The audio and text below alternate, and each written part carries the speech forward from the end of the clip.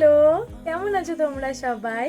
তো আজকে আমি বানাবো এগ চিজ স্যান্ডউইচ। তো চলো বানানো যাক। তো ফার্স্টে এখানে 4টে ডিম নেব, দেন ডিমগুলোকে মাঝখান থেকে একটুখানি চপ করে নেব, দেন কুসুমগুলোকে আলাদা করে নেব।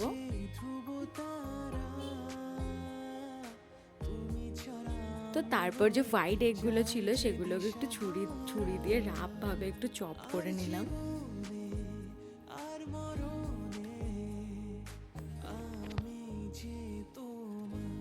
দেন তারপরে কুসুমগুলোকে একটু চামচ দিয়ে ভালো করে ম্যাশ করে নেব। দেন এর মধ্যে মেয়োনিজ, অল্প একটু টমেটো কেচাপ, গোলমরিচের গুঁড়ো আর নুন আর যে হোয়াইট এগগুলো চপ করে রেখেছিলাম সেগুলো দিয়ে একসাথে মিক্স করে নেব।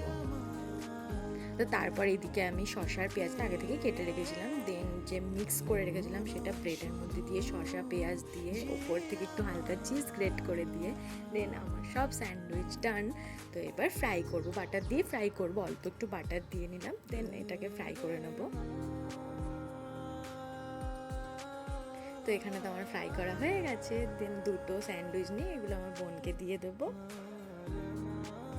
তো এখানে স্যান্ডউইচ বানানো তো কমপ্লিট। তো এখানে আমিও নিয়ে বসে পড়েছি। তো চলো খেয়ে দেখি কেমন হয়েছে।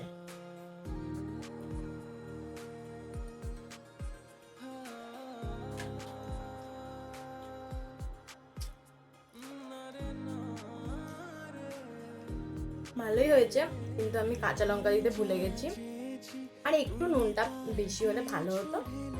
ঠিকঠাক মোটামুটি। তো চলো, ভালো থেকো তোমরা সবাই, বাই।